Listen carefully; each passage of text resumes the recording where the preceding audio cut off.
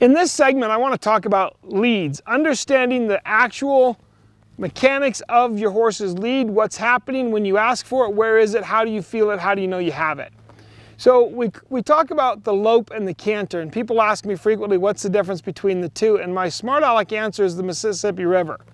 If you're on the east side of the Mississippi, you canter. If you're on the west side, you lope, okay? But the truth is, mechanically, they're the same basic movement.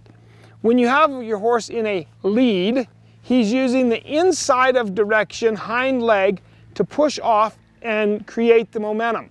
So you see that on a racehorse, his left hind leg is up underneath of him and his left front leg is stretched way out in front. That's his left lead. How do you know when you're on it?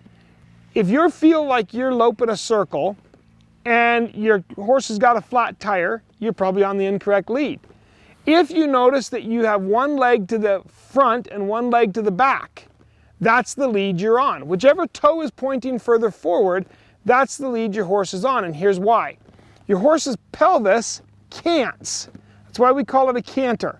For your horse to reach past his front leg, he has to step his hip outside of the front leg just a little bit and reach past it. That twist in his pelvis comes right up into your pelvis and twists you. And so all of a sudden you will feel yourself in a separate situation when you're loping and you've got one leg forward and one back. Let me show you what I'm talking about. As I lope Danny around here, his left hind leg is reaching up underneath and pushing me forward. His left front leg is reaching out. Look where my right leg is, right at the cinch, okay? Look where my left toe is, right out in front of the cinch, about 3 inches forward of my right leg. As I come around again, look at my right leg, my right toe, back by the cinch. As I come around here, my left toe, 2.5 to 3 inches in front of that cinch. That's that horse's body canting and pushing me over. Let me show you what I don't want you doing. I don't want you looking for the lead. Why not? Because when you look for the lead, and this is a habit a lot of Western riders have, you don't see it as much with our English students, but you see a lot of Western riders go like this. What they're doing is they're trying to see the horse's left front leg or right front leg come forward without feeling it. What happens is you start doing that sooner and sooner, and pretty soon you're pushing the horse with your body to the incorrect lead. So I want you to sit up straight. I don't care if you sit ramrod straight, you can slump. If you ride a lot of hours in a day, you get a distinctive slump. But you can't list. You can't be left or right. I want you in the middle of this horse, and I want you feeling that pelvis underneath of you. Now, some of you are sitting at home and saying, I don't even know how to ask for the lead. How do I ask my horse to take the right lead? This can be a little confusing, so let me try to walk through it. If I'm going to go to the left, I take my left leg and I bump his rib cage a couple of times in a walk. That moves his shoulders out of the way, opening up his hip. It takes his body, if this is his body, shoulders, hips, it moves his shoulders out of the way and lets the hip go forward. So I take my inside leg and I bump those shoulders out.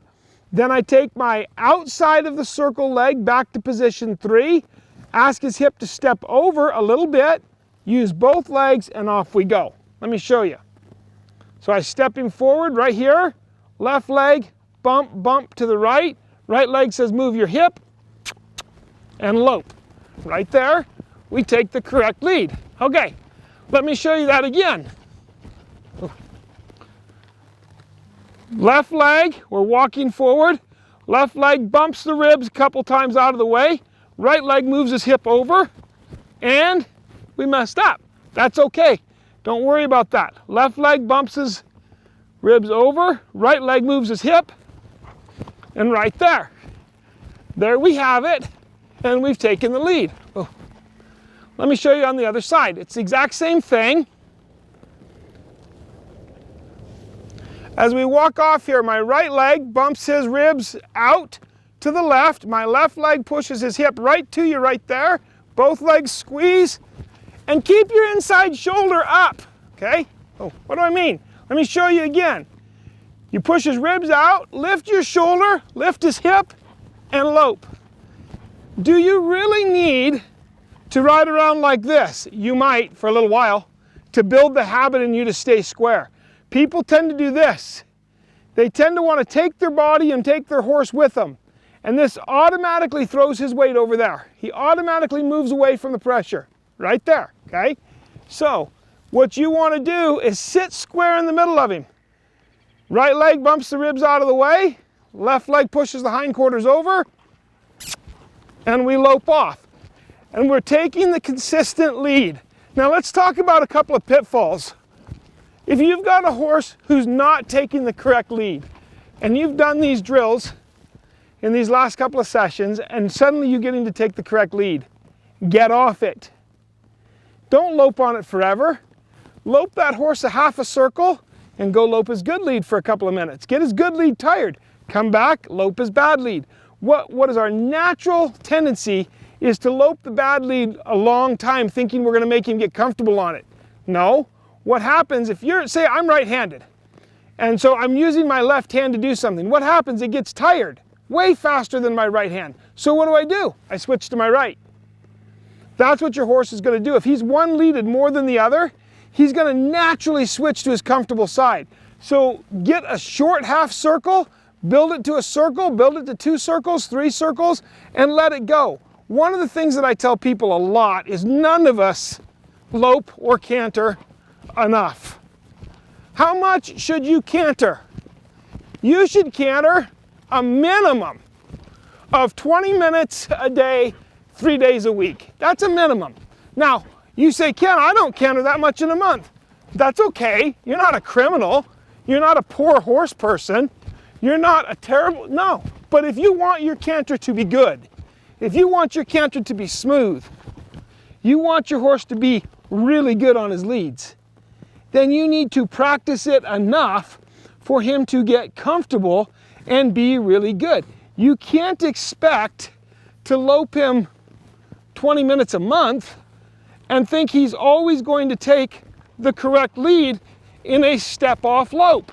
So watch that, okay? All those cues come together. You pick him up all at once, use that leg, lope off, okay? So did that happen in 20 minutes once a month? No. That happens in loping your horse enough that he gets confidence in what you're doing and he begins to understand your cue. People say to me all the time, how do I get that soft, short, pretty lope? Practice a lot. This horse is loped enough that he's not worried about having to go super fast.